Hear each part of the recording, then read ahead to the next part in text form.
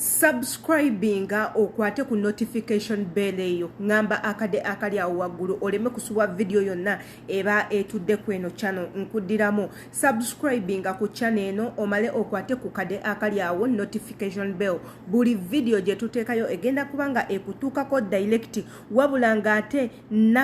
nakanyanya Shamimu ng'oli mu Saudi Arabia inkutumiddeko weebale kwekuumirako Namugema Aisha ng'oli mu Saudi Arabia weebale nabwe kwekuumirako inkwagala nnyo mwebale kwerekereza budde wabula ate nga nawe mumbejja e Saudi Arabia inkutumiddeko weebale kubanga otunize ini mwebale kubanga video ze tuteeka ku neno tuziraba gye mukoma okuziraba muba mutuzaamu amaanyi wabula ng'ate nange amanya yenze Shila Adita weebale kubanga weekumira ku YouTube channel yange in case nga oli mupya inkusaba o subscribing gera bwomanyi nti engombo yaffe womala subscribinga okwata ne ku notification bell so that videos zonna ze tuteeka ziba zikutuukako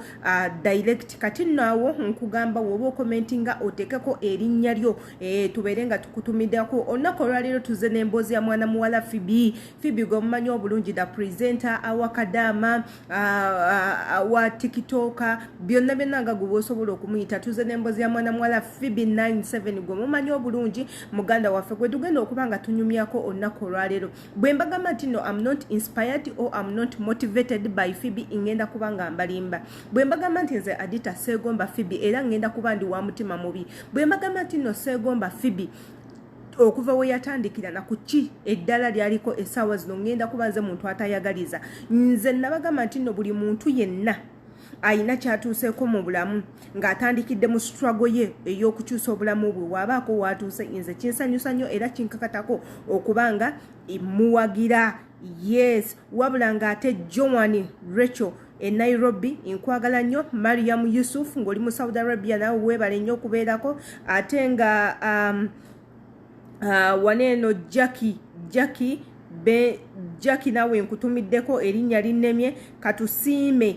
Jennifer ng'oli Saudi Arabia naye nkutumiddeko ebale kubanga weekuumirako olunaku olwaleero tugenda kubanga twogera ku mboozi ya mwana muwala Phoebe anti ayingizaawo emmotoka empya Phoebe Aguze emmotoka Kapyata mwe ababadde balowooza nti nno w'obeera house manager tosobola kukikuba bw'ojja mu nsi z'omuwala bw'obeera osiraanye bw'obeera nga okoze omulimu abantu gwe batayagala nti oba ofuuse kyennyinyaza nedda muganda wange nze nabagamba ekifuula omulimu omulungi kwe kugukola mu butuufu bwagwo n'oguyonja n'oleetera n'abalala okubanga bakwegomba okuba obuteevuma mulimu gwo kwe kukola sente n'ozisevinga n'otandika n'okuinvestinga buli lw'okola ekirungi ekiva mu mulimu abantu gwe batayagala bannanga abantu oba obakubyejje mwana muwala Phoebe ono tubaddeyo ku struggles ye kuva we yatandika abasinga mulabidde ku internet naddala nga nze Adita mulabidde ku internet nga kwali ku Facebook kwali ku YouTube kwali ku TikTok ng'akola ebintu bye era abasinga kumwe mwalimu omuteekako erinnya omwana abeera mukyafu omuwala yoshabe omuwala oyo ugly ebintu byonna bye muzenga mumuyita essaawa zino abaali boogera ebigambo ebyo mwe musinga okumwegomba abaali mavuma mwe musinga omuwagira abaali tebamwagala mwe musinga okumuwaana mwe musharinga ebifaananyi bye musharinga bu videos bwe mwe mumuwaana mubeera ku live ze buli lunaku mubeera ku TV kwali buli lunaku naye ate nga luli mwalinga mumuvuma mwe mumukongratulatinga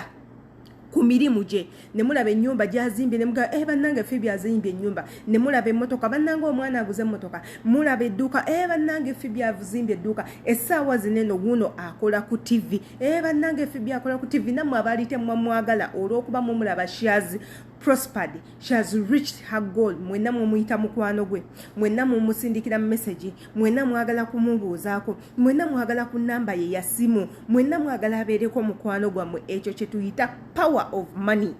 power of wisdom mbeera mbagamba nti kola nga olina ekiruubirirwa kyo ekyokukola manya ensonga entuufu lwaki oli mu kukola weesonyiwe abantu abo abakumalamu amaanyi togendera ku biki bantu bibakulowooza gendera ku bikigwe byolowooza togendera ku peesi y'abantu gendera ku peesi yo gy'onookoma okukola ebisanyusa abantu togenda kutuuka gy'olaga nze nsiiba mbagamba nnyo nti mweyawulemu abo abantu abatono abatasobola bapushinga be baluwa nga gwobeera mu bantu abamu ng'olya kubuza adita wano naki Saudi adita wano naki mu Bwakadaama gw'omuntu eyasoma wano naki lwaki okola bw'oti nze mmanyi ensonga lwaki najja nze mmanyi ensonga lwaki nayingira guno omulimu that means nze okuyingira guno omulimu ingezezaako buli kimu okugenda mu mulimu gwe gonjagaliza okugendamu ne bigaana oyinza n'okwesanga nga nasooka kugukola ne sitafunayo ekyo kyenjagala ebyo byonna bituukawo tulaba ba bank accountants bangi nnyo mu ggwanga Uganda ng'oli yasoma ebyo n'atuuka mu banka ng'afuna emitwalo 3 buli mwezi wabula ng'ate ggwe wali munnamawulire n'obivaamu n'ojja eno n'ofuuka kirina n'ofuuka house manager n'ofuuka n'ofuuka musomesa n'ofuuka mufumbi n'ofuuka first aid giver ng'osobola okuyingiza obukadde obubiri omwezi that means osinza oli ayagala okubeera accountant olw'okuba kye yasomerera ate ayagala kukyusa mulimu olw'okubanga afa ku position ki ndi back accountant ngenda kusiiba mu suuti ne weerabira nti eze suuti munnange si ze ziri emmere essuuti teteeka mmere ku sowaani essuuti teteeka masuuka ku buliri essuuti teteeka ssente ku akawunti ebiseera ebisinga nze mbeerawo nga mbagamba nti teri mugagga ayina mulimu mulungi ekyo kinoonyerezeeko buli mugagga ayina omulimu omubi either nga gwe yasookamu ogwo omubi ne gumuwa ssente oba either nga gwalimu essaawa zino nga gwe gumuwa ssente bw'oba ogoberedde amakubo g'abagagga bonna bonna abalina ssente emirimu gyabwe mikyafu emibiri gyabwe mibi emirimu gyabwe mikyafu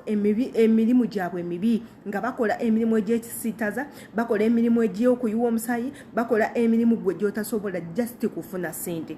wabula bw'obanga omanyi ekyo ky'oyagala osobola okukituukako by all means totunuulira bukyafu bwa mulimu tunuulira kiki ky'ofuna mu mulimu nze Phoebe ansanyusa nnyo nti yava mu mulimu gw'okubeera house manager n'agamba n'ateekawo ogw'edduuka n'ateekawo kati akola ku TV nti emirimu gyonna gyakola at least asinzeeko ku guli gwe yasookeramu n'ayongeza ku ssente y'omulimu gwe essaawa zino eno aguze emmotoka empya gy'ali mu kugezesa right now kinna okifunamu ky'ekyokuyiga keep on going keep on pushing keep on working ebyo byoyagala ojja kubituukako ate ekisinga mu bonna saba Mukama akuwe obulamu gy'okoma okubeera n'obulamu gy'ogenda okukoma okukola